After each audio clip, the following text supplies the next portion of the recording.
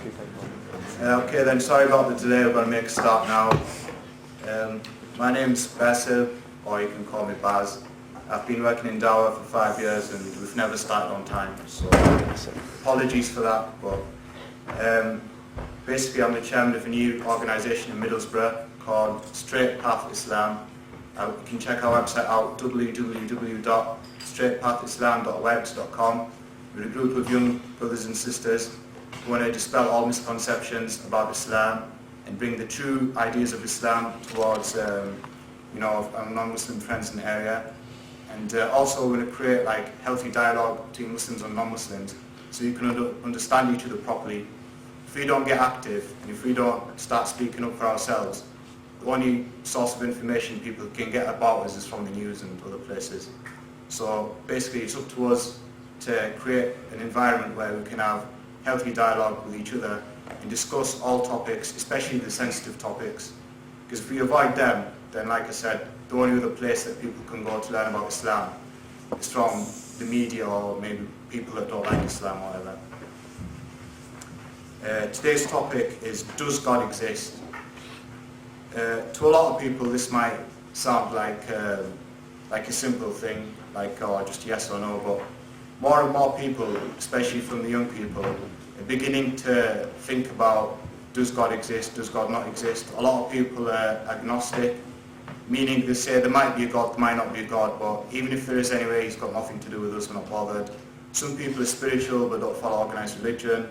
Other people are certain that there's a God, and other people just disbelieve in him altogether. So this is a very important question, and we aim to tackle it today. The format of the debate is that we're going to have Brother Hamza Andreas Georges, who sat closest to me. He's going to be arguing for the existence of God. And we have over there Mr. Philip Nathan, who is from the Northeast Humanist Society. And he's going to be arguing that there is no existence of God. Since Brother Hamza is making the affirmative argument, he will be going first. We'll have 25 minutes to give his argument, after which Mr. Philip Nathan will have the same amount of time, another 25 minutes, to give his side of the argument. After that, they will have 8 minutes each for a rebuttal to argue against the other person's argument, in other words. I'm going to be making sure everyone sticks to the time, to the second. I'm going to make this 100% fair. And just to let you know about the two speakers, neither of these two guys, I'm sure they might not want to say this, but neither of these two guys are getting any personal benefit out of this whatsoever. Both agreed to do it for free, so they're both here for one reason and one reason only. Both believe that what they have is the truth, and they've come here to share that with you, the people of the audience. So they've come here in good spirits, so I hope that the people in the audience can also help to make this debate a constructive debate, so that we can hear each other's arguments with respect. It's only due to the nature of the debate that people might say certain things which might sound offensive to other people, right? But, as people, we have to be able to accept opinions even if they're against our opinions, okay? So I hope that we can continue with respect. After the debating bit is over, we'll have a 10-minute break where I'll make more announcements, and we'll have, after that, a chance for question and answers. I'll go through the details for question and answers later on.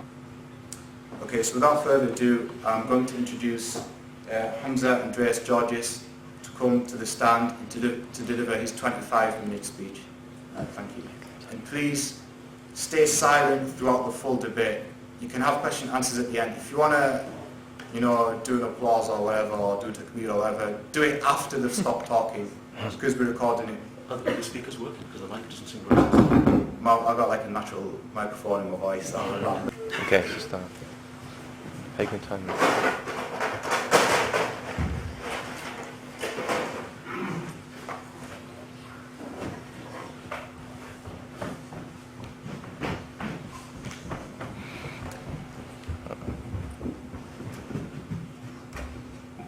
إن الحمد لله والصلاة والسلام على رسول الله أما بعد.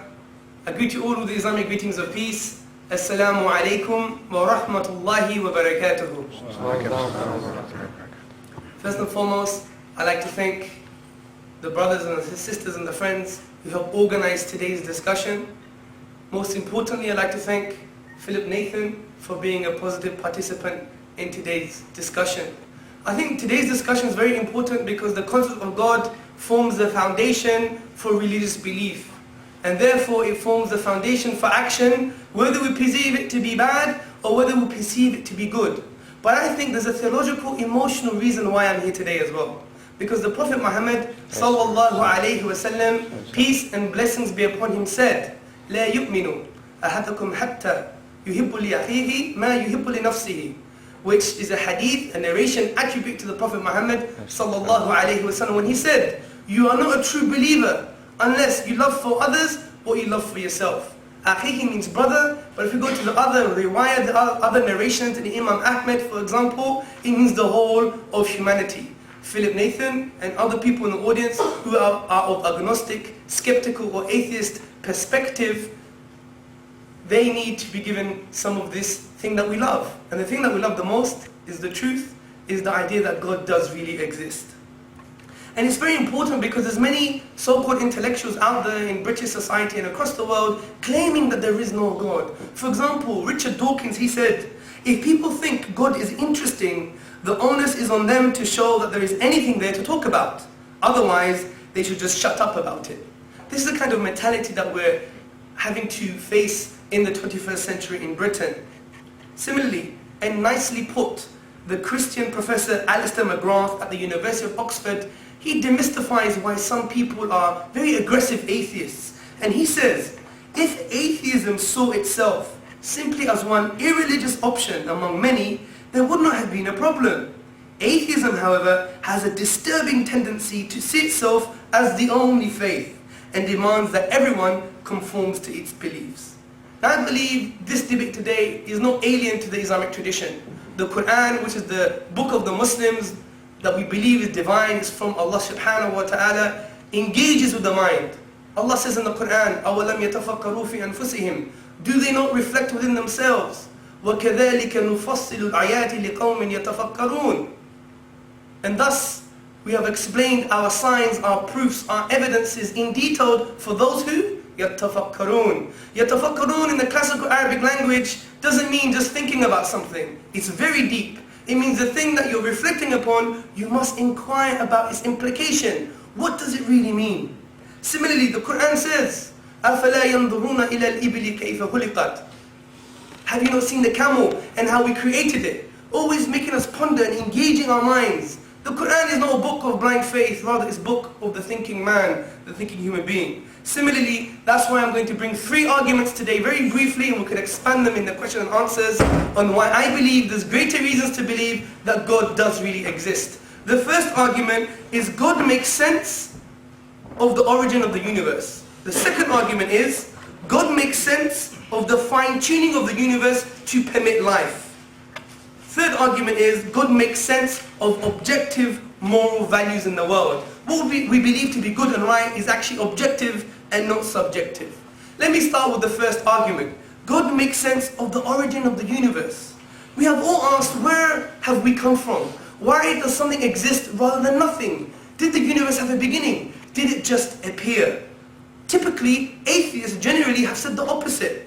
They say the universe is eternal and uncaused. The famous philosopher Bertrand Russell, he said, the universe is just there and that's all. But I would argue this is irrational. This is not based upon thinking mind or any type of logic or rationality. Because if the universe was infinite forever, that would mean our past, our history is also infinite and forever. But can we have an infinite set of past events? No, we can't, because it leads to contradictions. For example, even mathematicians recognize this. Let me give you an example. You have these 2 lines here. You can see point A and B, D and C, and you can see they're finite lines. But if we stretch the 2 black lines onto infinity forever, then I ask you, what is the distance between these 2 points?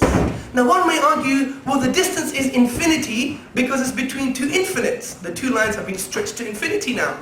But you can also argue that the distance between those 2 points is finite because it's between 2 points. So there's a contradiction. It leads to absurdities. As the famous philosophers say, the concept of the infinity has no export into the real world. aptly put, the famous German mathematician David Hilbert, he said, "The infinite is nowhere to be found in reality. It neither exists in nature nor provides a legitimate basis for rational thought. The role that remains for the infinite to play is solely that of an idea." But historical events or past events are real things, not just ideas. So we can't have an infinite set of past events. We wouldn't have today. Therefore, we need a cause. Let me explain this with a nice example. Say you wanted to borrow the book called the Qur'an in Teesside University Library, and you had 4 people in front of you. You would have to wait 4 people long. If you had 400 people in front of you, you have to wait 400 people long. Now what if you had an infinite amount of people in front of you, or forever amount of people in front of you? You would never get the Qur'an. Similarly, we can't have an infinite set of past events. The philosopher Alexander Vilenkin, he puts this really nicely, and he takes his gloves off. He doesn't hold any punches. He says, "It is said that an argument is what convinces the reasonable man, and a proof is what convinces even an unreasonable man. With the proof now in place, cosmologists can no longer hide behind the possibility of past eternal universe. There is no escape. They have to face the problem of a cosmic beginning." Now I would argue this is supported by scientific evidence, astrophysical evidence. It's not just a philosophical discussion. We've all heard of the Big Bang, where it was claimed that physical time and space were created and matter and energy were also created. The 4 prominent scientists, J. Richard, James Gunn, David Schramm, and Beatrice Tinley, describe the event of the Big Bang as follows. And they say, "The universe began from a state of infinite density," this is the key word, infinite density, about 1 Hubble time ago. Space and time were created in that event, and so was all matter in the universe. But what does infinite density actually mean in scientific discourse?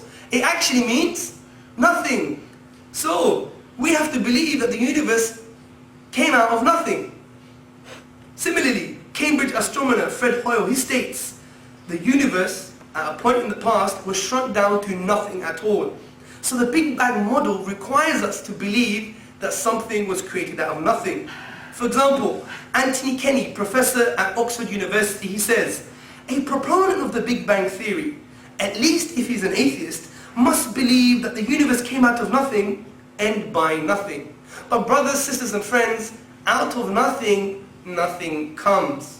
Even atheists recognize this. The famous philosopher David Hume, he said, "I never asserted to absurd proposition as that anything might arise without a cause." Similarly, P.G. Zwart, in his publication About Time, says, "If there is anything we find inconceivable, it is that something could arise from nothing." And the famous eminent physicist, Sir Arthur Eddington, quite interesting statement here. He says, "The beginning of the universe seems to present insuperable difficulties unless we agree to look at it as frankly supernatural." So there is a cause for the universe based on philosophical, scientific, logical and rational evidence. But what is the nature of this cause? Because some atheists still claim, fine, there is a cause for the universe, but it's mechanical. There's no being, it's just mechanical. But I would argue that this cause must be personal. Because if it was mechanical, then the cause could not exist without the effect. And if we're saying this cause caused time and the whole universe, the cause must be eternal. But if it was mechanical, then the universe must also be eternal. The cause can't exist without effect. But in this case, we know the effect, the universe, is finite, had a beginning. So it means an eternal entity chose the universe to come into existence. And choice indicates personality. So it must be a personal being. Also, this being is not subject to time, because we know it created time. For example, Stephen Hawking, he says, almost everyone now believes that the universe and time itself had a beginning at the Big Bang. Also, this cause must be uncaused, because if we say then what caused the cause, then we can argue what caused the cause that caused the cause, what caused the cause that caused the cause that caused the cause, and we're going again for infinity. But we've already discussed that infinity regress, going back to infinity, just simply doesn't exist. So there must have been a point where there was a sole cause. So, The summary of this first argument is as follows. A very basic summary for everyone to understand. 1. Whatever begins to exist has a cause. 2. The universe began to exist, as we've just substantiated. 3. Therefore the universe has a cause. The second argument is that God makes sense, the existence of God makes sense of the fine-tuning of the universe for intelligent life. Because if we look at the Big Bang, and the initial conditions for the Big Bang were exquisitely arranged to permit a life-permitting universe. For example, Professor of Theoretical Physics Paul Davies, he states, the explosive vigor of the universe is thus matched with almost unbelievable accuracy to its gravitating power. The Big Bang was not evidently any old bang, but an explosion of exquisitely arranged magnitude. Now, when the laws of nature are expressed mathematically, various constants are discovered, and these constants are not dependent on the laws of nature. For example, let me give you 2 examples. The expansion rate of the universe. Now, the expansion rate of the universe, if it differed by more than 10 to the power of minus 18, which is 1/quillionth of a second, there would have been no universe at all.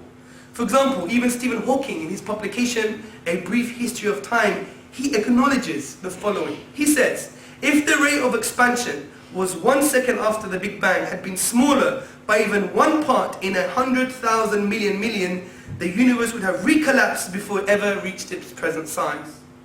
The second example is about the Big Bang's low entropy condition. Roger Penrose of the Oxford University has calculated the odds, the chance, of the Big Bang's low entropy condition existing just by chance alone. And he said it's 10 to the power of 10, which is 10 and add 123 zeros. And Penrose comments, he says, I cannot even recall seeing anything else in physics whose accuracy is known to approach even remotely a figure like 1 in the 10 to the power of 10. So there are 3 possible explanations for this fine-tuning of the universe to permit intelligent life. Only 3 possible explanations. 1, physical necessity. 2, just by chance. Or 3, supernatural design. Well, it can't be physical necessity because we just discussed that these constants, these numbers, are not dependent on physical law. So it's not physical necessity. 2, it can't be chance because the numbers are so high that if you were able to say, yes, it was chance, that is equivalent of me saying that there's a possibility that my grandmother is a pink elephant that was born on Pluto that flew here on a giant feather. Because if you start believing in these astronomical figures, then there's no positive discussion. Then we could say, what if this and what if that? What if we're not really here? What if the world is actually flat, but someone made you believe it's round? These ifs, it doesn't create any positive discussion and we're going nowhere. So it can't be chance, because in day-to-day life, when the scientist or the atheist deals with his life, he doesn't entertain such chance. But when it comes to God, chance is possible. So the third argument is the most suffice argument for this, which is it must have been a supernatural designer. So the summary of this second argument. 1, the fine-tuning of the universe is due to physical necessity, chance, or design. 2, it can't be due to physical necessity, and it can't be due to chance. Therefore, 3, it is due to supernatural design. My final argument is that God makes sense of objective moral values in the world. The argument is as follows. If God does not exist, then objective moral values do not exist. But we believe that values are objective. We know that rape is objectively wrong. We know that murder is objectively wrong. We know the Holocaust was objectively wrong. But if you don't believe in a God, conceptually, you cannot say it was objective, only subjective. This doesn't mean atheists or humanists, they don't have good morals and they can't live a good life. And of course they can.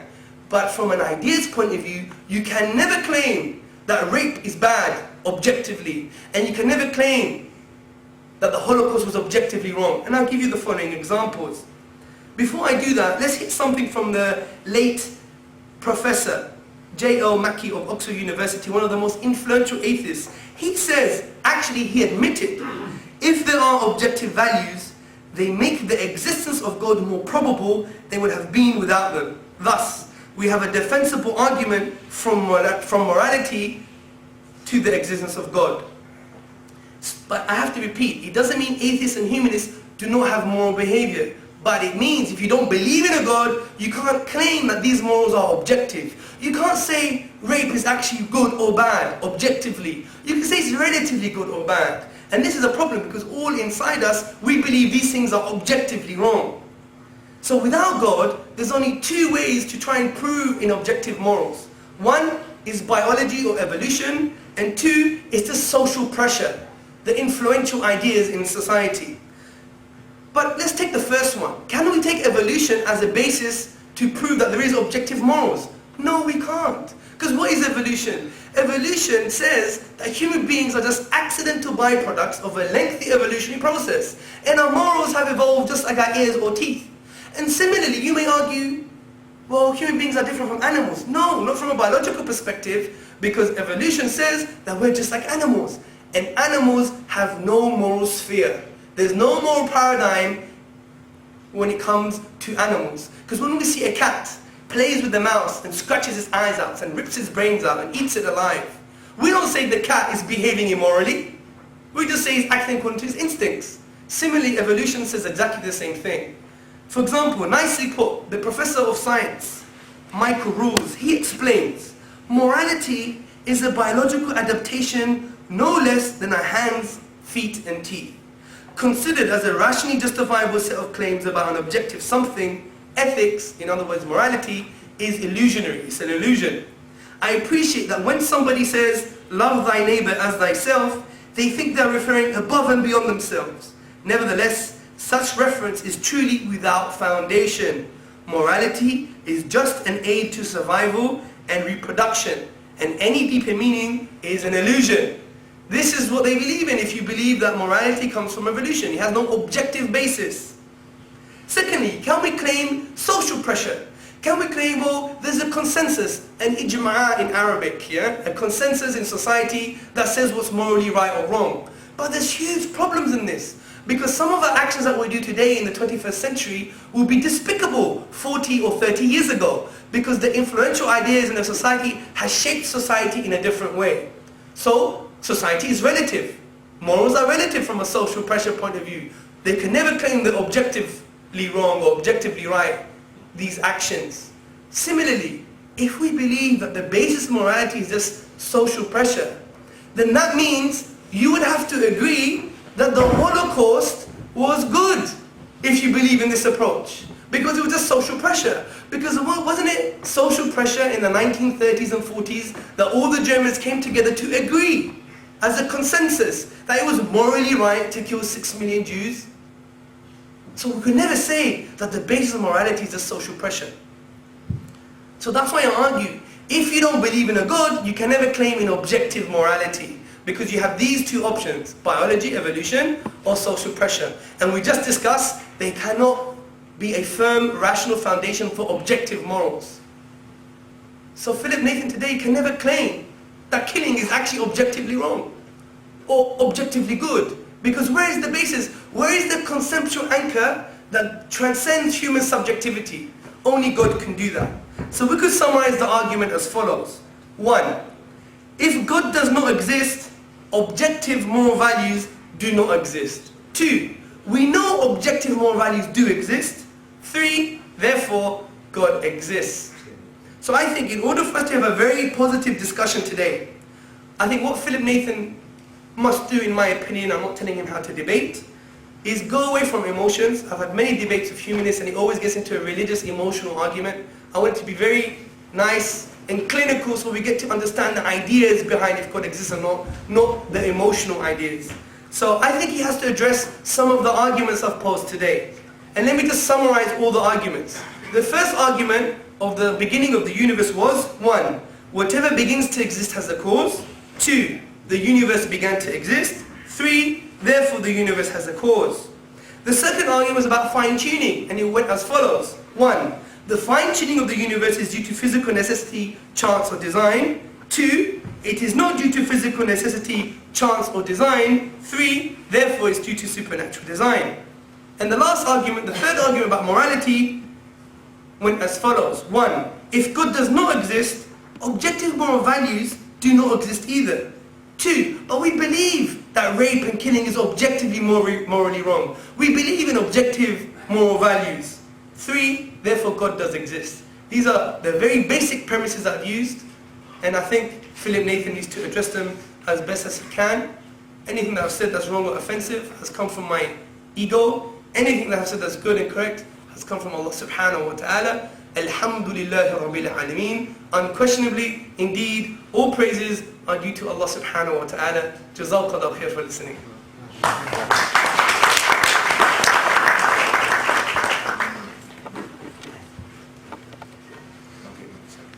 Right, that was the argument of Hamza. Now Philip Nathan will come on for 25 minutes max to give his side of the argument before we move on to rebuttals. So I'll call Philip Nathan to the stand, please.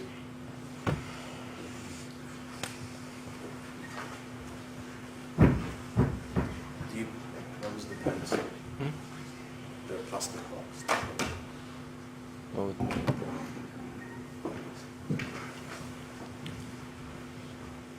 Hello everyone. hi. Thank you, Hans. That was really interesting, erudite, and very complex, if I must say so, because I think I'm going to need some sort of greater explanation of some of the things you said. Forgive me if I sort of stick to my own agenda and what I plan to say rather than responding to the one that you kindly suggested that I should follow. Yes, I'm media officer for North East Humanists. We're the largest local humanist organisation in the country outside of London. We're part of the British Humanist Association, and we're also affiliated with the International Humanist Ethical Movement. I have a feeling maybe there aren't many humanists in the room this evening. Okay. So let me just say a little bit about what humanism is about. Humanism is about living a good and a happy, fulfilling life without religion. Okay? It's about living a life based on reason. It's about living life, enjoying our lives, helping our communities, working together with other people.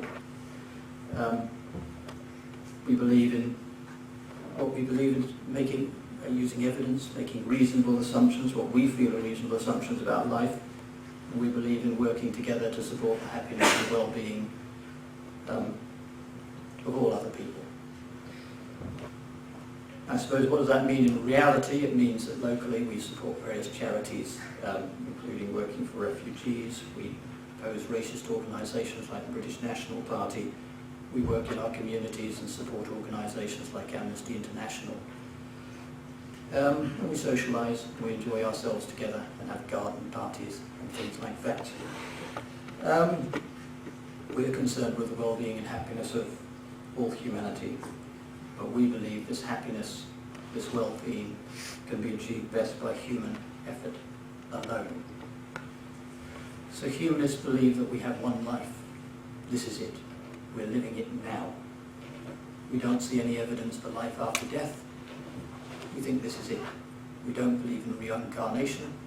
We don't think there's any other worlds that we're going to visit after we die. This is it. We go into the ground. We have to live our life now and live it well now. We believe experience and reason provide the best way, the best approach to living a happy and successful life. So, humanists don't believe in any gods. We don't believe in supernatural explanations for our existence, as Hamza referred to. We don't follow any sacred books, not the Qur'an, not the Bible, not the teachings of Buddha, not the writings of Ron Hubbard, or any others. We see humanism as being positive and constructive, supporting the welfare and well-being of all. We believe in a common humanity. People refer to here as brothers, but humanists would say that we're all brothers and sisters. We have a common humanity, that we share this, all people from all religions and no religion, that we have a common humanity, and that is the important thing. We believe in thinking based in reason, experience and evidence for the one life that we have. We see this as positive and constructive. So I suppose let me move to the motion. This House believes there is no God. I'd always prefer to be speaking a positive case for humanism, the kind of things we believe in, but humanists are associated with believing in no God, and that is actually correct. But I don't consider myself to be an atheist. What a sad life that would be, to spend your life thinking about what you don't believe in. As I say, we believe in a positive, moral approach to life, about doing good, about helping our communities. So I'm a humanist.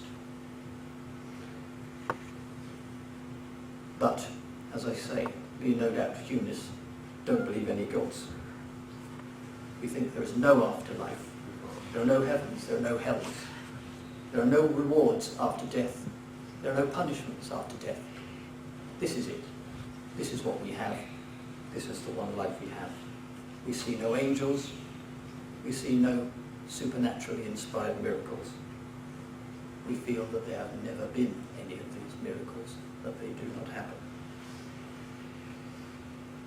This is the one life we have. We have to live a good life. Work for our fellow human beings now. We have to work every day to have a fulfilled, decent, caring, good life, enjoying ourselves, well, that's important, and supporting others, and doing it now. There are no rewards in any hereafter, as far as we are concerned. I suppose it comes down to, how do we know anything exists? I suppose you could always say, do I exist here? I don't know. A lot of philosophical points raised. I suppose you'd say I exist, wouldn't you? Yeah. Do I? Yeah, right, okay, good. We could say, for example, a book exists. I can see it, open it, touch it. I can cry because of it. I can laugh because of its contents. I can say a bacterium or a virus exists. I can see it through a microscope, electron microscope. I can see the effect of the disease. I can do tests which tell me which type of virus it is. We can develop antiviral drugs. We strongly believe that there's a new type of flu, and we're trying to develop a vaccine to combat that. Of course, I can't hold one in my hand and show it to you. But in other ways, through microscopy, through the evidence of what that virus actually does, we believe there is such a virus. And we can see that people have died from it. Love exists. We can feel love. We can see its consequences. We know we feel love. We can't see it, but it's there. What are people claiming when they claim there is a God? Well, I don't think they're just claiming that there's some supernatural, invisible being that exists. They are claiming that this entity exists. Have a seat somewhere. They're claiming that this entity exists and that it is actually all-powerful, and that it influences and affects the real world of our lives, your life, the lives of others. I think that would be correct. That is what people are claiming. Not only that, people say that God is good. To show that such a God exists, get rid of this. These people must show that it can be experienced by the common senses, and they must be able to show that there are clear cause and effects relationships which involve this God, and that this God is good. Not only this, it must be accepted by the reason-based community, such a demonstration, not the majority of people, as showing that something is true requires demonstration, interpretation and reason. And I would say no such reason and experience-based demonstration has been presented. You see, I've never seen any God. I haven't seen the God of Islam. I haven't seen the Christian God. Maybe you'd say they're going to be the same thing, I don't know. I haven't seen any Hindu gods. I haven't seen the sun gods of Egypt, the Norse gods, the Greek gods, the Roman gods. I've never had any reason in my life to think that any of these gods are present and have taken action on anything. I wasn't going to show you a clip, I suppose, when I came here. Maybe I will, maybe I won't. I've got something here. Right. When the tsunami came and took the children from the beaches of India and Sri Lanka, where was this God? Where was this good God? Could not this all-powerful being come and have saved the children playing on the beach? What wrong thing had those children done in their life to deserve that? To be taken by a tsunami wave? When Nazi soldiers lined up Jewish men and women and children in front of ditches, or led women and babies into gas chambers, could this God not have saved them, or looked after them, or done something? When Bosnian Serbs massacred young Muslim men and boys in Srebrenica, where was this God? I'm afraid the answer is nowhere. Because there is no God, there are no gods. If we want to sort these things out, we have to do it ourselves, in the one life we have. If we want to look after people, it's up to us to do it. The tsunami, well, if people had invested some money and some technology to monitor the wave flows in the Indian Ocean, maybe 200,000 people wouldn't have died. But the action wasn't taken. But it could have been taken. But humans failed and didn't take the necessary action. I just want to come back to a point that Hamza did make. I don't think the German people did get together. You know, only 33% of Germans ever voted for the Nazis. You know, 2/3 of them didn't. There are a lot of good German people, and I'm sure you'd agree with that, Hamza. So, but I just wanted to point out the fact there was no racial coming together. Millions of people opposed the Nazis, and millions of Germans did, and they died and put in prison concentration camps themselves in their opposition. But there you go. The only way to get help, the only way to act to save people, to care for people, to look after them, is to do it yourself. To express love and care yourself, to take action yourself with others, to act within your community, society, to get things done. No God's going to help you ever, because there is no God there. What is presented as evidence comes from ancient books, the Qur'an, other texts from ancient Egypt, the Christian, the Jewish Bible, all of which present a range of counts.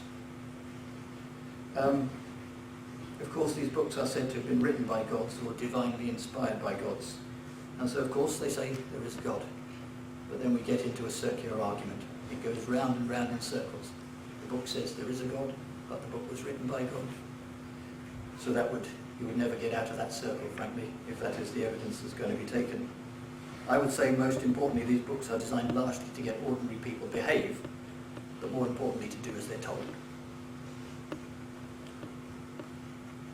I'm not going to give any quotes from the Qur'an because I don't think I know it well enough. It might be seen as being a bit rude. But I think Islam means submission. Is that fair to say? Yes, correct me if I'm wrong. I would say there's nothing to submit to. I would say don't submit to anybody. Not priests, professors, imams, gods, queens, sheikhs. Never submit. We must rule our own worlds.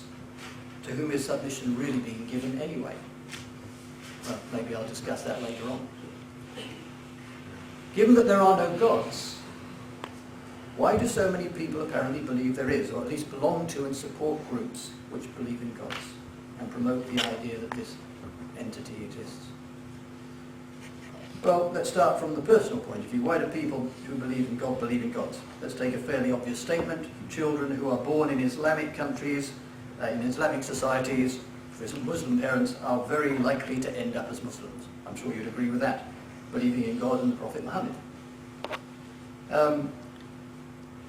But if you're brought up in the UK, you're much more likely to end up belonging, for example, to the Church of England. I believe 24 million people claim allegiance to the Church of England. If you're brought up in a Buddhist society, then you're going to end up being Buddhist or Hindu. Not necessarily, but there's a very high likelihood that this is the way it's going to be. And in some countries, it's against the law to change your religion. So people are going to claim to belong to that religion anyway. And in many countries, in some countries, should I say, if you claim that you don't believe in God, well, you might as well sign your own death warrant. Because to go around the street saying there is no God is a criminal offence in many, not in that many countries, but there are sort of similar things. I believe in Greece, where I used to work many years ago, everybody is counted as being a member of the Greek Orthodox Church. And it's very difficult, because as a Greek, you must be a member of the Greek Orthodox Church. So it's very difficult. If you start feeling and thinking differently, you need to be a bit quiet about it. People say hundreds of years ago that certain important academics and intellectuals believed in God. They certainly mentioned God in their works. But if they didn't really have a choice. Because hundreds of years ago, if people didn't believe in God in the UK, they would be killed. Maybe it won't strike many accords with you, but in 1579, a man unknown today was burned to death because he said, and I think you'll agree with what he said, the New Testament and the Gospel of Christ, so you won't agree with it entirely, is but mere foolishness. Matthew Hanaut, 1579.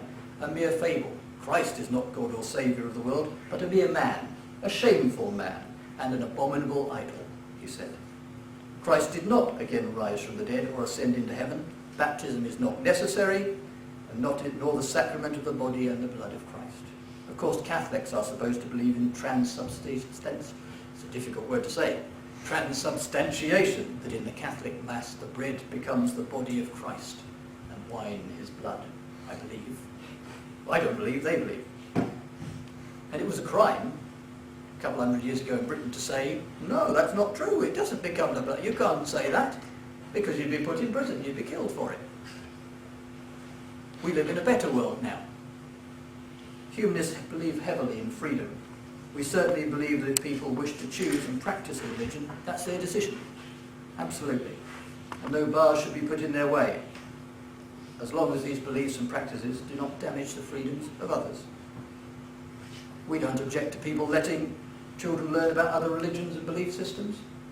In fact, I was talking at Sunderland University a little while ago, and it was said there, aren't you trying to create a new orthodoxy? No, I think children have got to learn about religions. Children should be educated about Islam. They should be educated about Christianity, Buddhism, all beliefs. But I'd also like them to be educated about humanism and non-religious beliefs, which is what the government won't allow, of course. I hope that will change, because I don't think children and adults should be deprived of the knowledge and information that could help them make their decisions. Getting back to my main point, people believe in God and their religion largely because they're brought up in that religion. They attend schools in that religion and are only taught about that religion. That religion is embedded in a social group, in the way people behave and live in that group. And escape from that religion, moving away from it, can be very difficult in families, communities and states, because rejecting a religion can be seen as rejecting a community, family and much more. Of course, there should be no such thing. As I say, the reality is that children born into Buddhist societies in Buddhist countries are likely to end up as Buddhists. In the UK, people end up claiming to be Christians, a lot of them. Even though many people don't believe in God, still they would say give allegiance to the Church of England. We have a flag with a cross on it, of course, or England does. I was going to mention Minocchio. A few hundred years ago, Spanish Inquisition, he was tried and executed. He said, I was born a Christian, I want to remain a Christian. Now, if I had been born a Turk, I would want to live like a Turk. I do believe that every person considers his faith to be right, and we do not know which is the right. He was executed by the Spanish Inquisition in 1599. My children attend a Catholic school. I'm not a Catholic, as you can see. You walk in the door and there's a statue of Jesus. The school holds Catholic masses. In religious education and other classes, prayers are said in assemblies. My children have been told by one teacher to look at their cross and not take their eyes off it. Christian prayers are said. At home, Catholic children may have icons around. In fact, my brother is married to a Catholic wife, and I was somewhat shocked to find Catholic icons around the children's rooms. I thought, hold on, this is a bit young. Couldn't we wait a few years and let them make their own minds up? Maybe I must be naive. I think I am. I'm not sure of your experience in Islam, but I would think it's very likely you're taught from an early age that there's a God. And it's taught to you as fact. This is what's put to my children. It's not a, there could be, there couldn't be. It's God says this. If you do this, God will do that. But not questioning. And this comes from a very early age, before children can make independent judgments. But Islam's a very big part of people's lives. You pray 5 times a day, maybe. There's language like, God willing, Alhamdulillah, if I can recall. Just as everyone in England will say, oh my God, or let's pontificate, named after the Pope, the pontiff, to think about things. So religion is deeply there in our culture and our everyday. Why does this continue? Whom does the idea of God serve? I would say A large part of religion is a way of controlling people, keeping people under control. I've already mentioned Islam's meaning of submission, but Christians are encouraged to obey and follow. Do as it says in the book. Follow Jesus. Obey the commandments. Don't question them. Don't think about whether they might be wrong. Obey. Oh, and yes, don't question whether the text is right or wrong, important or unimportant. You can interpret, but don't go beyond. Follow, obey, kneel before the king, because Jesus or God is described as the king. God is the king, Jesus the prince. And who does it suit to get people to obey and follow, rather than question? Kings, queens, the powerful, the wealthy. On more than one occasion I've met people from our privileged elite, public school boys. They often don't believe in gods themselves, but they think God is a damn good thing for other people. He gets other people to behave. It's a useful tool for them. Of course, the public school churches are full of people who pray. And then they go off to the city and make their millions and help our banks go bankrupt, and they accumulate their fortunes for themselves. And of course they go to their services in the city of London, where they say their prayers and do their church things. In ancient history, pharaohs, kings, they were gods in human dress. The ancient Assyrian king, well, I have a quote here, but you know that. Japanese god kings. God was a tool. God was used as a tool by powerful kings and emperors and religious officials to hold power, maintain power, deny democratic power. Christian conference at Nicaea, the first one in about 400 and something, what should I call it? ACE? I don't know. It was overseen by the Roman Emperor, Constantine, who saw Christianity as a way to control and strengthen his own imperial position. People put a number of arguments for believing in God, but there's no evidence, as I see it, for a belief in God. There's no evidence in our lives for any supernatural being intervening in our day-to-day existence. Around 50% of people in this country, according to a religious trend document in 1999, don't believe in anything else. Why believe in something that you can't see, feel, hear? Something which does nothing for anyone, and for which there's no evidence of any acceptable kind. There are no gods, and I say to you that living life without God, without belief in supernatural forces, is a great way to live your life. There's no psychological burden of wondering what a non-existent God thinks of what you do, and wondering whether you will go to a heaven or a hell. Instead, you get on with your life. Hell, heaven, these places don't exist. When we die, we're buried in the ground, and that is that. We live on through the echoes of the things we did in our lives, through our children, through the good deeds and the bad, maybe, that we've done. And that is all. And that is how we live. And after we die, that is good. There are no rewards in any heaven. There are no rewards for being poor and humble in your life, as Christianity would promote poverty, or certainly sees it as a good thing in many ways. But who does that suit? The rich, the powerful, the wealthy. There's no punishment for any wrong that might be done now after you live. We have one life, we're living it now, it's to be enjoyed now, it's to be used now, because that is all there is. I submit to you that there are no gods, and that our society, people as individuals, would be happier and actually better off with no belief in gods, but acting on the basis of reason, evidence, recognizing our common humanity, and working for love, freedom, and peace. Thank you.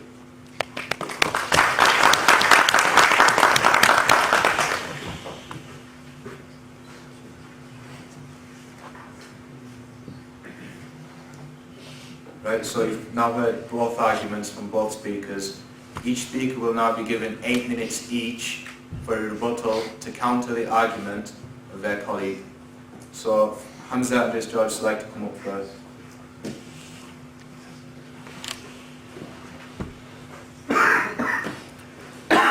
Bismillahirrahmanirrahim. Assalamu alaikum wa rahmatullah. Thank you, Philip Nathan, for that very interesting sermon. Basically, I like to add this. A lot of what Philip Nathan has said has just been statements. We have to be very, very careful. It's called the Obama effect. Obama has a beautiful smile, mashallah, very handsome, dark man, tall. He has his look, he has his eloquence. However, Some of the things he says are just statements. Change is going to happen. Change we're going to believe in. Okay, and a rational human being who thinks, the Qur'an tells us to think, would say, fine, what has he just said? Just a statement. But how are we going to get change? How are we going to change the world? He's not saying much. He's just creating emotion in the masses. I think that's what Philip Nathan has done. For example, he says, there is no God, there's no evidence, there is no hell, there is no heaven. He hasn't substantiated any of his claims with a philosophical premise, scientific, rational, or whatever the case may be. So when we make statements in a debate, we must bring them back with evidence. As the Arabs say, Aina dalil? Where is your dalil? Where is your evidence? So just to come and sermonize, and I'm not saying this in a patronizing way, I'm just saying it more of a way to improve your next debate, which is, we shouldn't sermonize with the people. This is not khutbah, we're not going to be a khatib, we're going to have an intellectual discussion. When we make a statement, provide some evidence. Similarly, I thought I brought a very positive or cogent case for the existence of God. And you didn't address any of these issues. Does that mean you believe in what I said to be true? Therefore God exists? Let me just quickly go through some of his points. First point is the one that really gets up my nose. Yeah? Humanism is living a good life without God, and humanists are very happy and they do charitable work. Well, according to rational academic evidence, if you go into the sociological evidence of what's been happening in the past 20 years, you would see that people who do not believe in a religion are less happy, less healthier, and die younger. Did you know this? So humanism is the religion of irreligion, and it has failed human beings. For example, in 2001, Schnittke, in the Journal of Scientific Study and Religion, examined a data set of nearly 3,000 adults from the general population, and he found religious involvement had no significant relationship with depression. So you're more depressed if you're not religious. He also found that religiousness was a buffer, was a protection against mental distress, and adults who were religious showed signs of less worry and fewer symptoms of depression. For example, in 2002, Smith, McCullough and Poll, in the Journal of a Meta-Analytic Review of Religiousness Depression Association, Evidence for Main Effects and Stress Buffering Effects, carried out an analysis of over 200 social studies and found that high religiousness, being more religious, predicts a lower risk of depression, lower drug abuse, and fewer suicide attempts, in contrast to the humanist tradition. We have so much evidence here, even to do with charity, altruism. Thank you. Altruism, giving charity. Humanists don't have a monopoly on giving charity. According to the rational academic evidence, not just hearsay and statements, religious people give more in charity than non-religious. For example, in 2000, political scientist and Professor Robert Putnam surveyed 200 volunteer organizations, and it showed there was a positive correlation between religiosity and membership of organizations. And there's so much evidence in the sociology of religion. If we see in the current academic research since the 1990s and onwards, we see that being religious, more happy, you die later, you're more healthier, less mental stress and worry. So I would argue that humanism has a very bad case for humanity. The second point that he made was that reason is the basis for humanism, but I look what he said today was just statements without any reason behind those statements. Secondly, he was saying that one of the biggest arguments, the problem of evil. If a good God exists and evil exists, therefore a good God can't exist. But there's an assumption here. The assumption is that God doesn't have good enough reasons to allow evil. That's the assumption. God does not have good enough reasons to allow evil. But he does. If we can prove that God has good enough reasons to allow evil, then the argument fails. And I would argue, what are your definitions of good and evil? We just discussed you need God to have good or evil as an objective meaning. Without God, it's just subjective. So what do you mean by good and evil? Secondly, we believe that happiness is not the primary objective. That is the assumption amongst the humanists. For us, the worship of God is the primary objective. And goodness is one of the results of that. So it's not preventing evil is the most primary objective.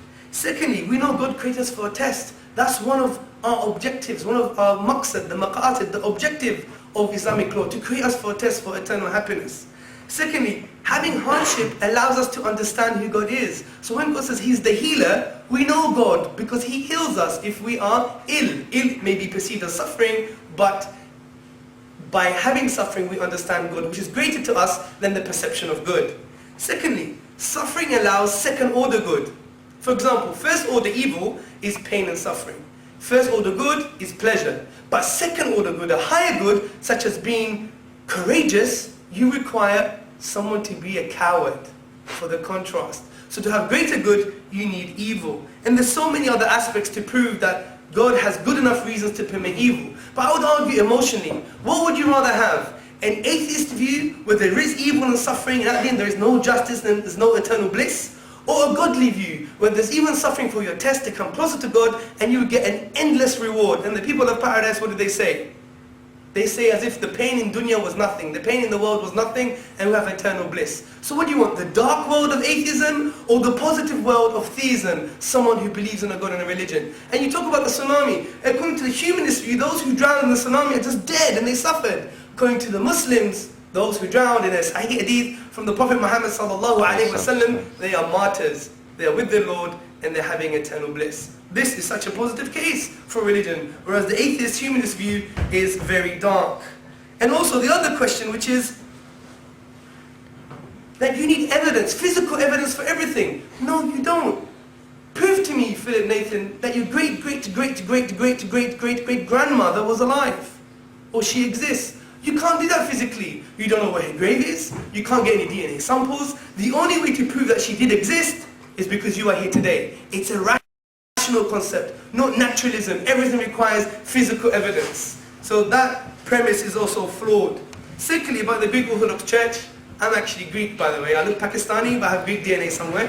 I look Patana, tic-tac. The point is, I'm actually Greek. I converted to Islam, alhamdulillah, 7 years ago. And the Greek Orthodox Church is a bit false. Actually, there's about 1 million Muslims there who are allowed to practice the religion. They're not assumed to be Greek, therefore Christian. There's actually Greek Muslims there. But I converted to Islam anyway. And then you claim about submission. I know I have about 1 minute left. Submission. Submission is a bad thing. But everyone submits to something, everyone has a reference point. It's either yourself, your ego, philosophers, other books, other people, your experience, or God. Now what is more rational?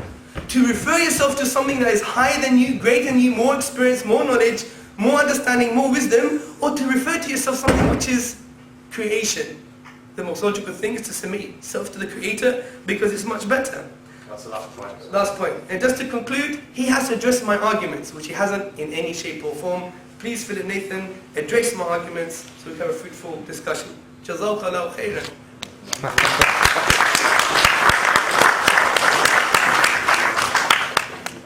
So that was the rebuttal for Hamza. Now it's 8 minutes for Philip Nathan to respond to that.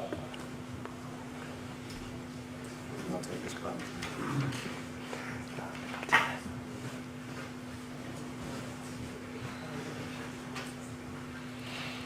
Well, thank you, Hamza. I don't know where to start. Well, I know where to start. Did any of the research that you quoted mention humanism? Yes. Well, humanism specifically, because I don't think this kind of research has compared humanism with other religions. It's compared people who have no religion. Humanism is a positive and constructive philosophy of life. I think if I did a survey of our humanist members, you find that we live, well, I think our president died a little while ago in his 90s, that our current chair is 84 years old. We have a lot of quite elderly people in our membership, actually. If you went there, you'd probably think I was one of the young ones. But I don't think that these kind of things are actually sort of reasons to believe anything. So you do live longer. You can take certain drugs that will have statins. In fact, I did do a radio show where the Christian priest was saying, well, Christians live longer, you see, so maybe everybody should be a Christian. That was his argument. I would say that the research probably shows that if you're in a social supportive group, you have friends who will help you out, you have a strong sense of belonging and many other things like that, then that's probably going to help you live a little bit longer. And I think looking at the research would show that. So, you know, I mean, I can't go into individual papers. Yes, you've mentioned, you know, you've presented a lot of points. I don't feel I'm a philosopher. I suppose I've been a scientist by training. And you know, in fact, you know, when it comes to philosophy, I often don't understand, unfortunately. And there's many things that I don't understand in life. And for example, diagrams like this, frankly, I just don't get it. I don't see what it means, what it's about. What I see is that there's not these things. I see no God in my life. I see no God doing anything. And, you know, for me, that's where it's at. And, you know, if you want a deep intellectual argument, I suppose you made a very good point about providing evidence, but I think it's for people who believe in God to provide evidence, because I see none. It's not there. There's no one. I can't see anything. I can't touch. I can't feel. I can't see anything. And he said humanism is a dark world. No, humanists don't want the children in Sri Lanka. We don't see that as suffering at all.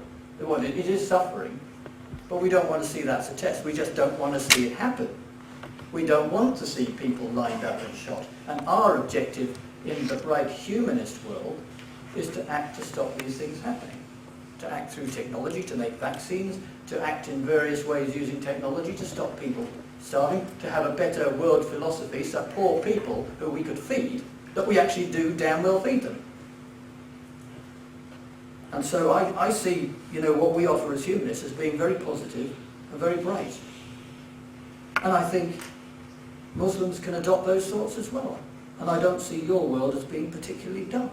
And I'm not very happy about that contrast between some kind of brightness and darkness, because, you know, you can live a bright and happy and helpful life and believe in God, as far as I'm concerned.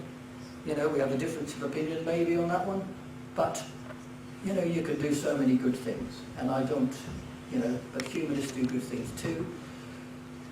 I think the research into charitable donations and such is a bit of a red herring. You know, as a local humanist organisation, you know, we do charitable works, we do good works, and, you know, that's what we feel that we do. God makes sense of the origins of the universe. That was a complicated argument, but I don't think in any sense that it does. If there is a God, what created the God? That's about as far as I can go in terms of the cause argument. You know, maybe the world is infinite, maybe it's not. I don't really know. Let's try and find out through research and investigating what happened and trying to understand better. I don't think God makes sense of the fine-tuning of life. This is the intelligent design argument as far as I can see. I think we came here, we developed through a process of evolution. As Hamza rightly points out, the possibility of us being all here in this kind of way today at this point, there is an astronomical low chance perhaps of that happening. But there's a 100% chance of something happening, and this happens to be the one that happened. Okay? That's getting philosophical. Something had to happen, and us being here today is one thing that has happened. It's an outcome. There's going to be some outcome. Every outcome is improbably small, and, you know, but there's going to be an outcome, and today's outcome, here we are. This is it. God makes sense of objective moral values. You know, I suppose listening to Hamza, I felt, you know, rape is wrong, massacres are wrong, they're absolutely wrong. I don't care whether you can rationalise it objectively or subjectively. They're just bloody well wrong, okay? And you know, maybe I'm supposed to get philosophical about it, but they're just wrong, okay? And that's it. You know, humans, you know, we are moral. We live in moral societies. I think someone told me about some society in Africa where they didn't have morals, but it doesn't exist, you see, because we have to live together. We have to work together, live together, love each other. We are a community, and that's that. Do you believe in abortion? Well, that's not... The choice. That's not a relevant question at the moment, okay? Very relevant. No, we can get on. Sorry. Okay. I was wondering if modern Islam is the same as historic Islam. Do people practice Islam in the same way as they did 1,000 years ago? Because in Christian societies, Christians were burning other people at the stake 300 years ago. But they don't do it now, and they claim that, you know, this is a nice modern moral society and it's a Christian society. And I say we defeated Christianity. Good people, good moral values actually managed to get rid of that kind of rigid theology that used to sacrifice people in that kind of way. And I would suggest, I don't know, but I would reckon that maybe Islam and its interpretations has changed over the years. All right, you're shaking your head. Maybe that's not the case. Well, I can tell you that Christianity and its interpretation has changed over the years. And what has changed? Well, when I argue, you know, the book is still the same. Something's changing. People are changing. We change through history. We get different values, different perceptions, different experiences, and reinterpret things. There's a lot of morality without religion. Me and Obama, we're great friends. I didn't say anything about change. As I say, I'm not an intellectual philosopher. People are more depressed. I don't know, perhaps I've dealt with that point. Maybe some people are a bit depressed without our religion, but as I said, I put that down to being membership of social groups. You know, I don't think you meet that many depressed humanists. Yeah. I don't see these things as, again, these difficult events that happen in our life, or deaths of family, or children, or horrendous things like that. That's a hell of a test. It's not a test at all. It's a tragedy. I know some people at the moment, well, I was going to say, you know, a friend of a colleague, you know, her brother was dying from cancer, had to have his jaw taken out, had to have so many bad things happen to him. He was in constant pain and wanted to die, horrendous suffering. In fact, you know, and I don't see that as, it's not involving a test, it's just horrendous and tragic. We need to work to stop that happening. In a humanist world, there is certainly justice. We feel passionately about justice. Why do so many people I know who are humanists work for Amnesty International? Okay. I'd say the humanist view is blight. It's much better to look at evidence, reason, to use experience and so forth, than referring to the God, which I say doesn't exist. Thank you.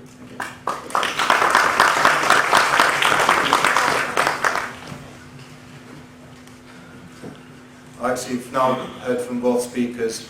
We're going to have short 5-minute, maximum 7-minute break before moving to question and answer session.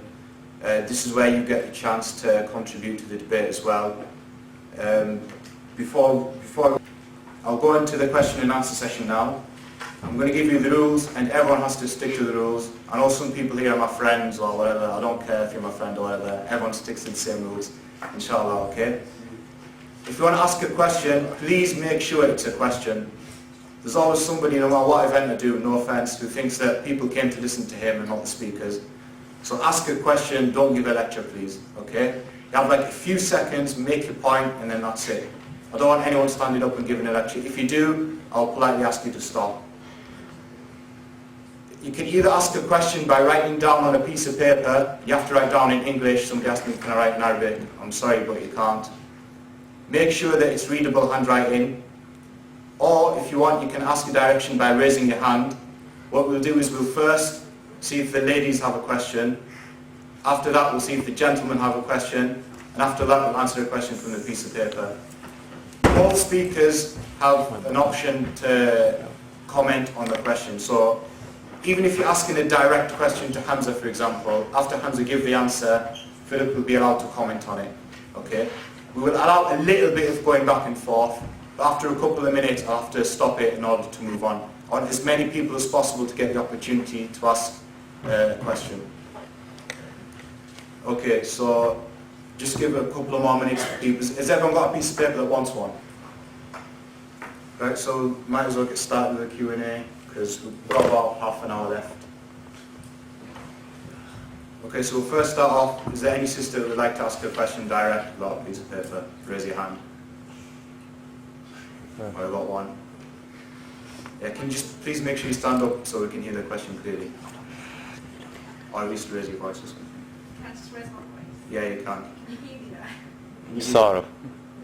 I think it's the same. When you said that the tsunami could have been prevented, how is that possible? And if it is possible, why wasn't it prevented? There was technology available, there is technology available that monitors, as I understand it, wave flows, changes in movements of the ocean floor. It was available, and if the money had been invested in it, and I believe it was even discussed before, if the governments around the Indian Ocean had acted together.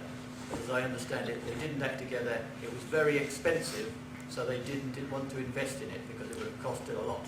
But obviously the cost of 225,000 people dying, you know, is enormous as well. So that means they chose money over the people? Well, I don't know. If the government around the Indian Ocean had acted together, it was very expensive, so they didn't want to invest in it because it would have costed a lot. But obviously the cost of 225,000 people dying, you know, is enormous as well. I presume that they were making a calculation that these kind of events weren't likely to happen. I'm not inside their minds, but they, you know, in a sense, yeah. But that's always, you know, that is the case. The government's decided not to spend on it, as I understand it. Okay, but I believe the technology does exist. I believe the technology is already deployed in some oceans in the world. But the poorer countries are in bad regions of the world, or some are, and they didn't want to spend the money on it. That's my understanding, okay? Okay, Hamza, is there anything you'd like to say on that? No, it's just a very simple argument, really, that, you know, the humanist persuasion, they will always be chasing around trying to stop suffering. When suffering is an inevitability, we're going to die, we're going to be sick. So this is a standard. Suffering is as inevitable as taxes. We're going to get taxed all the time, we're going to suffer all the time. That's life. Now religion, Islam has come to deal with these problems in a very positive way. It elevates the psychology and the mentality of the human being to the way that everything they see is positive. The Prophet Muhammad sallallahu alaihi wasallam said in the hadith, ajban, yeah, which could have other words like ajib, yeah. Amazing is the state of the believer. Amazing. Because when something's bad happened to him, he's patient. And patience is good for him because of the akhirah. In the hereafter, he will get paradise. If something good happens to him, the believer, he says alhamdulillah. He thanks Allah, he thanks God. And that is also good for him too. For the dunya, the earthly time, and the akhirah. So look what religion does. It provides a positive perspective on suffering. Humanism doesn't provide that positive perspective. He's always chasing around to stop suffering, you know, trying to beat God. Let's beat God. Yeah, but that can't happen. Fine, I do believe we should put things in place to prevent harm. For example, in the Islamic State, in history, the Uthmani Khilafah, they sent food to the Irish people in the potato famine. Do you know this? When the British couldn't do it, yeah, because they couldn't afford it or they had problems with the Irish, whatever the case may be. But the Ottomans secretly gave food to the Irish. So they provide these things. For example, in Islamic history, we developed scientists like Ibn Sina. He created a book, developed a book called the Canon of Medicine, which was used in Western Europe for over 600 years. So Islam doesn't say don't deal with problems. The Prophet Muhammad sallallahu alaihi wasallam said, every cure has a disease, so seek the cure. So we have this very positive view on life, very exciting, dynamic, lovely view.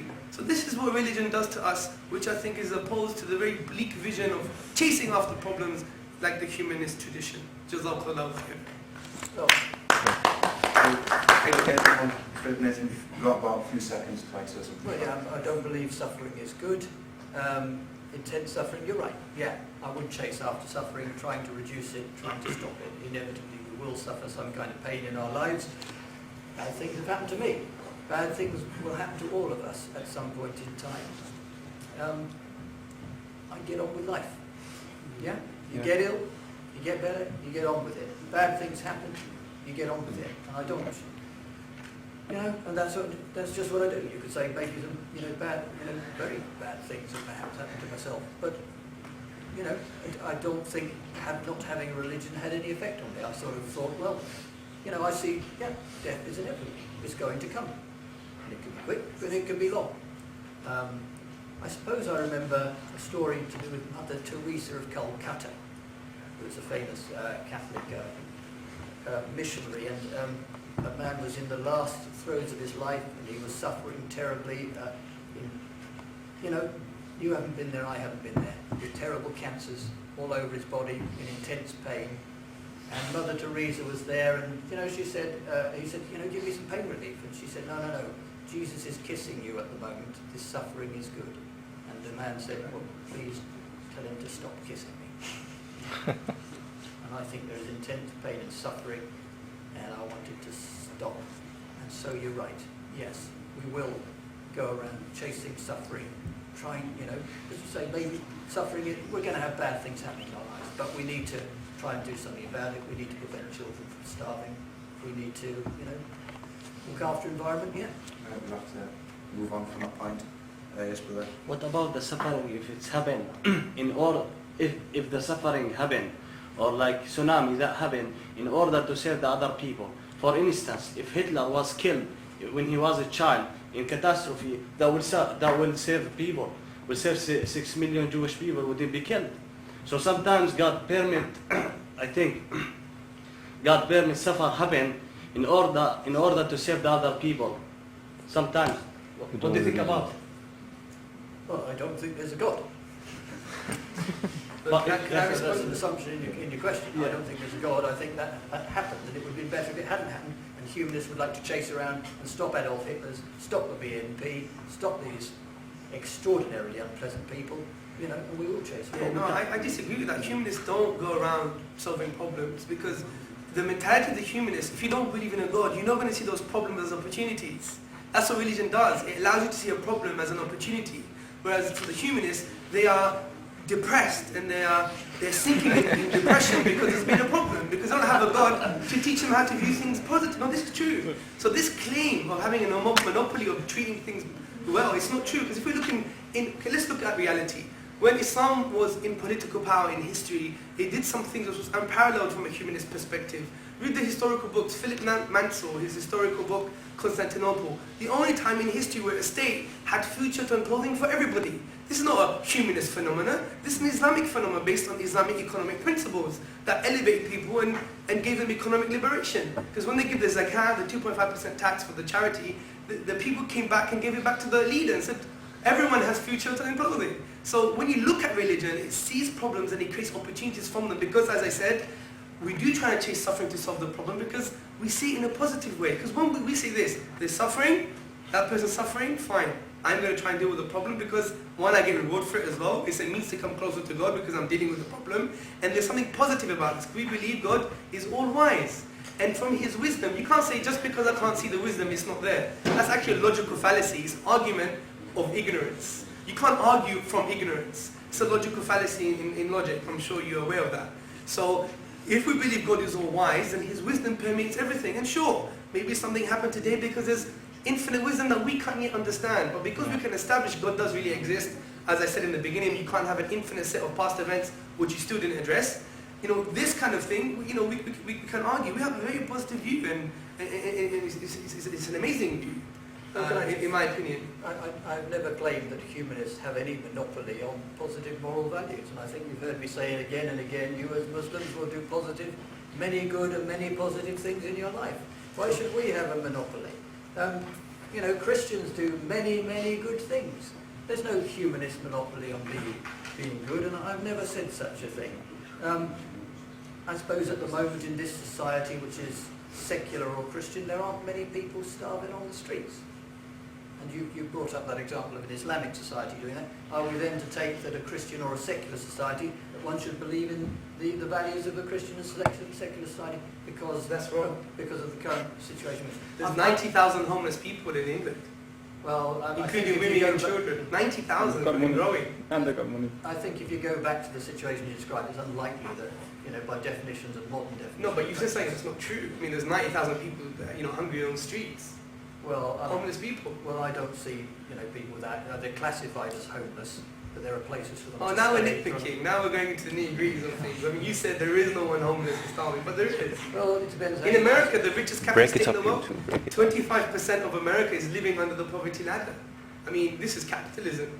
I mean, and you know, so the things you're saying are not really true. Well, You can't just pick things from thin air and have an argument. It should be substantiated, isn't it? I'm not saying that to belittle you. I'm just saying it. You know, if you want to have positive discourse, positive discussion, then let's substantiate our claims with things that we've read about. If you don't know, just say you don't know. Well, Don't say no, there isn't no homeless, but there is. I think Go to the Home Office website. Go to Amnesty International.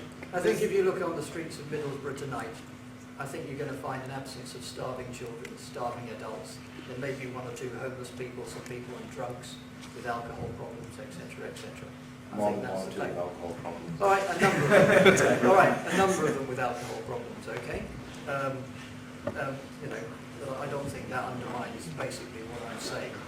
You know, I mean, there are people in countries where Islam is Islamic law, where people, you know, there are people who drink alcohol. They're not counted in statistics. I have lived in a country where Islam was the religion, and if I went out, drove through the desert, you would see bottles of broken We are going to glass have to all move over on. I know the desert. people have got their hands So up. people, sorry about that. So we've spent 15 minutes on 2 questions and we've got 15 minutes left. So we need to move on and just keep moving on. We agreed we'd go sisters, brothers, then paper. So I'm sorry about that.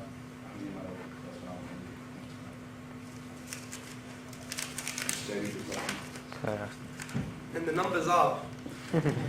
Okay, the question is, why do humanist people take out various insurance cover? Belief in a God Almighty and eternal life and death is a kind of insurance policy, and that is better to have rather than not. I'm sure you can answer that easily. I thought the question's not that. Yeah, well, I don't know. This is one life we've got. I may die, and I would like my family to have some, money, some protection after I kick the bucket. I don't think there's anything after we die, and if I didn't, they'd end up being poor. It's human action, you see, to try and solve problems. Yeah, I'm fine with that. All right, Next cool. question. Sisters, anyone got a question from the sisters? Oh, they're really convinced by what you guys said. Brothers, have you got a question? I will go, Sheikh. Right, okay. My question is, I've got a question, but I wanted to just go back 1 second. One second. 1 second, just about what they were saying before. It seems like we've been going around in circles concerning human suffering. Muslims, it's our duty, religious duty, to alleviate suffering. It's not just humans, but Muslims. Our point is that even the animal, if it's suffering, we try and remove the suffering from the animal. So it is a maqsad shari, it's a principle of Sharia to remove suffering. My question is, Allah subhanahu wa ta'ala says in the Qur'an, إِن كُنْتُمْ فِي رَيْبٍ مِمَّا نَزَّلْنَا عَلَىٰ عَبْدِنَا فَأْتُوا بِسُورَةٍ مِّن مِثْلِهِ وَادْعُوا شُهَدَاءَكُم مِّن دُونِ اللَّهِ إِن كُنْتُمْ صَادِقِينَ. Allah subhanahu wa ta'ala says, if you are in doubt as to what we've revealed to our slave, then produce one surah like the Qur'an and invite all of your helpers and your aiders if you are true about what you say. Besides so the Allah, point, the point is, Philip Nathan said that these books, the Quran, the Bible, the Torah, they're written by men. Now I have nothing to do with the Bible and the Torah. Those books have been changed, and yes, men have changed them. But my point is about the Quran. If he's saying that the Quran is a book which has been written by men, then bring all of the men in the world together today and bring the like of this Quran. They tried in the past and they couldn't bring anything. Philip Nathan and all of Richard Dawkins and all of the people who don't believe in Islam, let them bring one surah, not the Quran, one surah like the Quran. And let's prove Islam to be wrong, if that's the case. I know for a fact. You got a pop or not?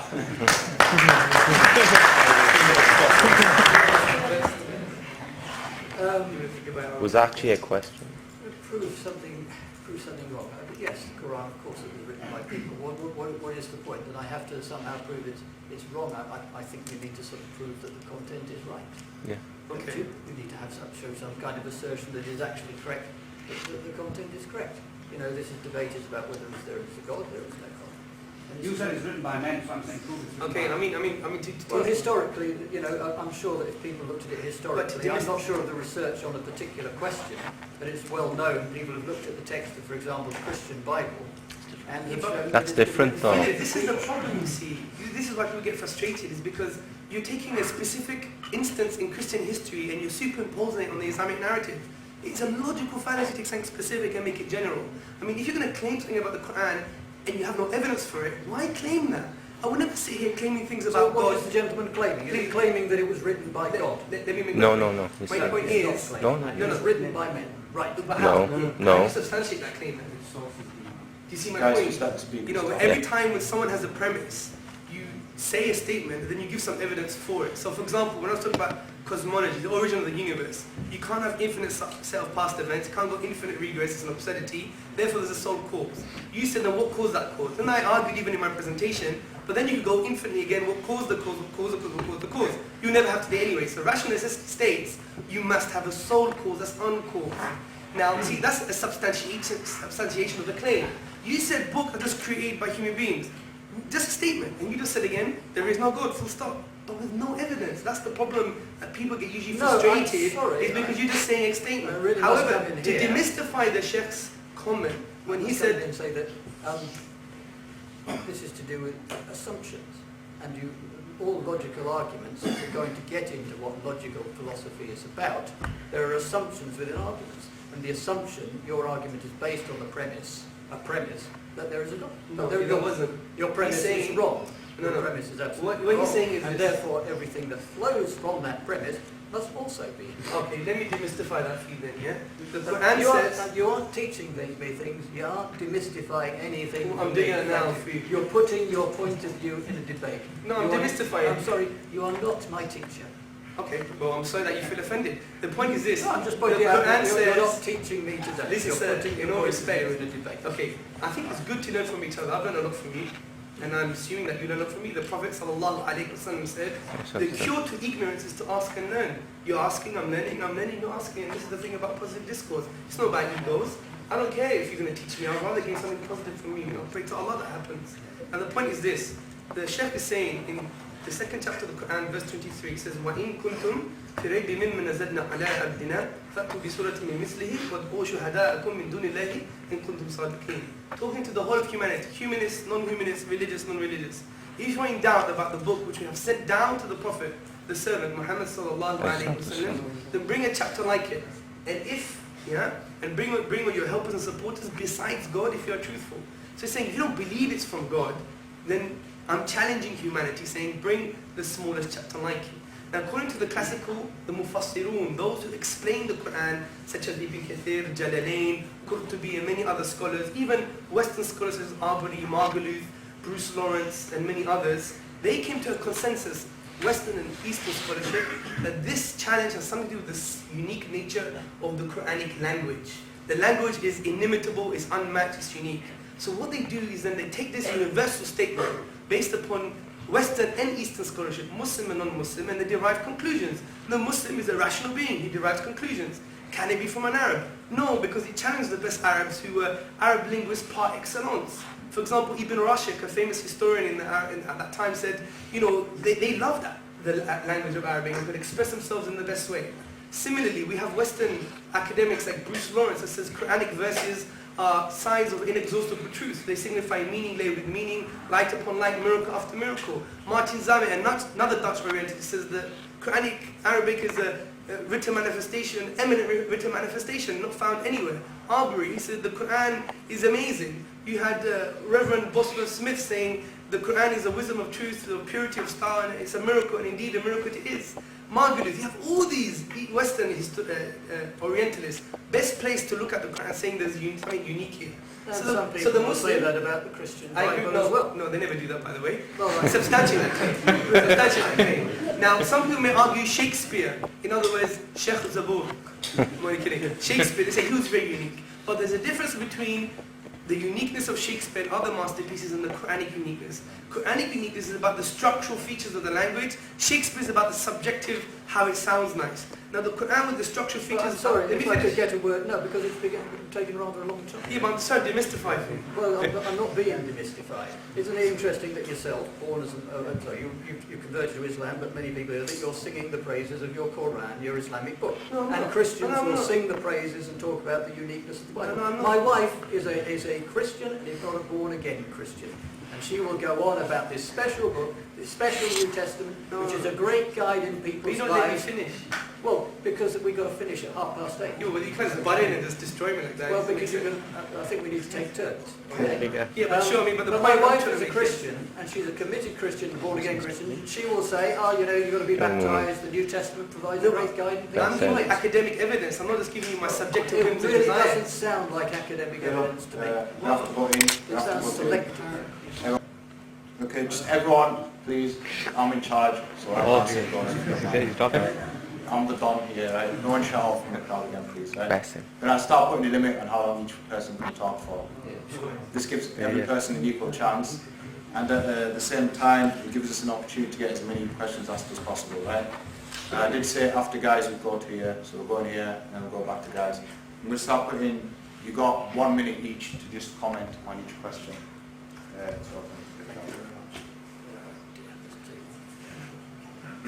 Make sure it's not Now, could you please answer back to questions raised by Brother Hamza? That must be one of you. Well, my name's Hamza, and this is I your don't name as know. well. You have two Hamzas nowadays. I Is he taking the shower? I think I have addressed the questions raised by How's he Hamza. loud? I'm here to argue for How's he humanism loud? about this debate in a manner which, you know, in a way which basically argues the case that I wish to put. And I'm not going to respond to the way I have responded to some of the issues, to the 3 points that Hamza raised in terms of his main arguments for the existence of the God already when we did that session a few minutes ago. So I believe I have already dealt with these points. Thank you. I mean, very quickly, I would disagree. For example, you didn't answer the question, can we have a very past? Is infinite regression a reality? Can we believe in astronomical figures of chance? Can something be created out of nothing? Can we have objective moral values? You believe that they are, but conceptually you just give an emotional argument saying yes they are, full stop, but that's not an argument. I gave so many questions based on a lot of a lengthy discussion, and yet you did not give any substantial argumentation for that, in my opinion. Okay, brother. Just quickly, I think the hall will share if I say thank you to all of you to do this talk.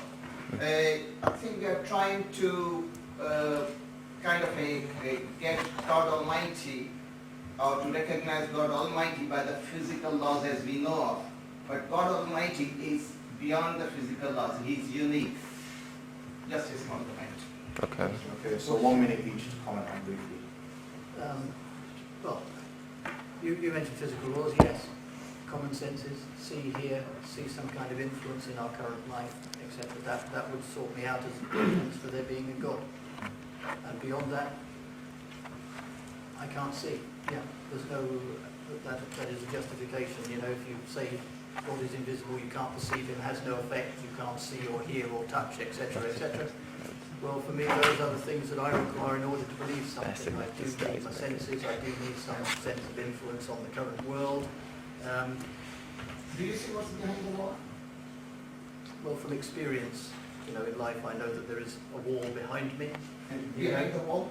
Yes, yes, of course. We can carry on questioning forever. Obviously, we base things on past experience, perceptions of history and so forth. Yeah, just give Hamza a minute. Yeah, interesting position here is that, you know, even if you claim you base things on experience, many people in this audience actually experience God at least 5 times a day. So what can you use that as a substantiation for the experience of God? My life experiences Jesus. Yeah, but that's different. There's a difference between God exists and what God is. Epistemological, ontological arguments are different. How to get to know God is a different story. Now the uncle was saying God is unique. We believe God is unique, but we do believe God existing we can assess from natural laws. For example, أَفَلَا يَنْظُرُونَ إِلَى الْإِبِلِ كَيْفَ خُلِقَتْ. Have you not seen the camel and how we created it? So from physical laws, physicality, we can derive that there is a sole cause for the universe. But to know what is God is different. You need revelation because it's above and beyond you. This is the entity that's created the whole universe. You can't assume it. You need revelation for that. And you need to substantiate that revelation is actually from God by proving it's a miracle. But to prove God does exist, you cannot use the physical laws and the universe that you see around you to come to those conclusions as I believe I did. But one of the flaws in the argument of the falsification theory, which was Anthony Fleur's flawed argument, was that, for example, you have the believer and disbeliever, they go into this room. And in this room, the believer says, oh, because there's a room, there must be someone who made the room. And the disbeliever says, no, you can't prove that because you can't see him. But that's a flawed analogy, because the believer doesn't come into this room and say there must be someone who made the room.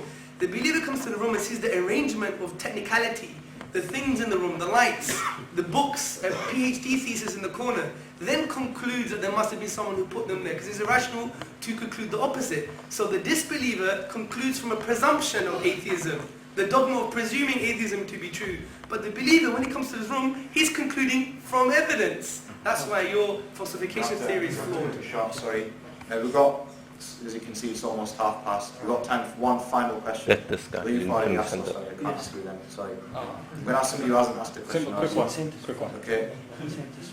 Okay, brilliant. But just before I ask the question, if you volunteer to help on the stalls, because we're running out of time, when I ask you to leave, brothers, I want you to leave out that door that way. Sisters, you go down that way and leave outside that way. So if you volunteer to work on the stalls, David Islam, can you come here now to save time? And the sisters, can you go down to where that table is now, please? if possible. Brothers sat on the edge, please move closer towards the end because the sisters are locked down there. Guys who are sat on the edge there where I'm pointing, please. Can you move closer in, please? Everyone, please. Thank What you. does everybody bang? No. What happened then?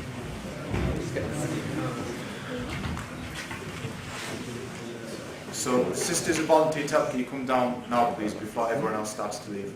Thanks. Just at the table there, please. Back with ask the question. Right. Question is, obviously, you're talking about relief in pain and, from the human people, yeah? And what would you say about euthanasia for the humanists? How do you stand against euthanasia and killing people when they're really ill? Sadism as well. What is this human stance on We are that? totally against killing people when they are really ill. Even this euthanasia because they're severely ill, yeah? You don't see a spiritual solution there at all? No, we don't believe in killing people when they're severely ill. Right. Okay. Full stop. Totally against it. Sorry, over to you. Isn't that contradictory? Because that means you're permitting suffering according to your principles. Yeah. So the humanist permits suffering. Well, who is to judge what that suffering is? Who is to judge Exactly. that? I would say Only God can judge, right? Yeah. So there is no God. The person who is doing the suffering needs to make the judgment. That person who is suffering with terrible cancer. Do you see the suffering? How do you know they're suffering? You feel it? The fact that they are suffering. You see it? It's not for others to judge. We don't support that. Okay, That's a very okay. good question. It's got Show more the than... flaws and concepts. Yeah, I know you've all got lots of questions. You might, I don't know if they decide to stay for a bit, you can come and try and talk to them. Just talk whatever. about the Bible. He said there is lots of contradiction, scientific contradiction in the Bible. It's not like the Qur'an. Just to prove any scientific contradiction go against the Qur'an. There is not a single verse go against the established scientific facts in the Qur'an. There's not a single verse in the Quran go against any established or contradict with any established scientific facts. But in the Bible, it's with me. I bring thousands of contradictions. It's with me. You don't believe in the Bible? But yeah, but we see we are not. You don't believe in the Yeah, Bible. no, But in the Quran doesn't contradict any scientific fact. Have you read the Quran? Have you read the Quran? Have you read the Quran? Thank you. Like the Big One Bang. of the things that I said when I started off was that if someone is born in an Islamic society, they're very likely to end up as a Muslim. That's the Somebody logical who's born fallacy. We're not an Islamic society most though. likely to end up as a Christian. People in Sri Lanka where I've lived, they're brought up as Buddhists or Tamils, and they're most likely to stay like that. And I would suggest that the reason that you are so assertive about this is because of your upbringing and so forth. We're living in an atheist society. It's like Big Bang in the Quran. Let me give My my wife 2 cents. claims 2 cents. that the New Testament is some kind of perfect book. Okay, guys, Christians we're were gonna... here, Just they to- would be I arguing need to the respond to opposite. this. To respond to this, basically, this is called the genetic fallacy. It's a logical fallacy. Just because people are brought up in something, and then therefore they did it because they were just brought up, not because of their ration. That's a logical fallacy. Go learn logic. It's called the genetic fallacy. It's right. And the point is, and also it's belittling to the questioner because you don't know the questioner. The questioner may have done analysis and reading and has justified claims to why he's a Muslim. For example, myself, I converted 7 years ago because of ration and reason. So you can't just take this, outdated cliche and stereotype and say just because you're born into something, you're going to stay into it, and therefore it's not true. The point is, we don't live in Islamic society. We live with a lot of atheist pressures. We go to Exactly. university and we Media. have atheist and secular persuasions attacking the mindset of the Muslims. And if you want to use that argument, if the Muslims still stay Muslim in this secular context, therefore Islam must be true, if you use your argument. You're actually belittling a lot of the audience by doing that. That's why you will never get a Muslim, I hope not so, and I hope I didn't do this, by just making a claim and not providing any substance. Which I think you've done a lot of the time today. I'm sorry, but I found that the comments made were being entirely uncritical of the book. That it was not being criticised in any sense. The assumption is that it is perfect, and of course, Yeah. if you have that assumption, you are going to read it as if it is. No, he was No. just, That is the assumption that was underlying. you're putting words in his mouth. He was showing to you why No. he thinks Exactly. it's perfect. If you think there's problems with it, and you claim there is, You're what are the Muslim. problems? And now, if you don't find any, then why did you claim it in the first place? This is the problem by it's almost lying in debates. If you haven't read the Quran, why make claims about the Quran? I would never make claims about the Buddhist scriptures because I've never read them. For me to do so would be deceit. Now, if you did say that the Qur'an has been written by man, it's got problems, contradictions, etc., then the onus of proof is on you, not on him, because you made the claim. And having experience of life and heard many people talk about their holy books in such a manner, my experience tells me that people from certain, the Christians may talk, born again Christians will talk in glorification terms about their own text. That's not an The argument. Buddhists will talk in glorification terms about their own text. So it's pretty short. Part of academic things is to read critically. And I didn't feel that there was a critical edge to what you were saying. Okay, everyone. Sorry, Phil, can I give you a copy of the Quran? Will you read it? It's very unlikely. I might read a chapter. Okay, can I Like give my you wife got me to read the book of Matthew once. I show you.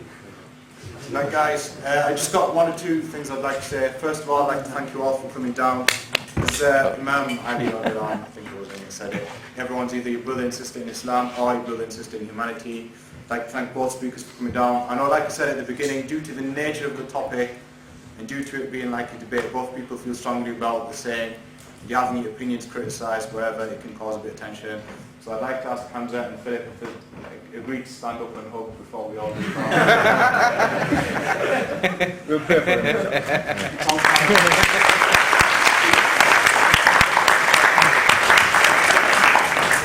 So yeah, I'm prosperous.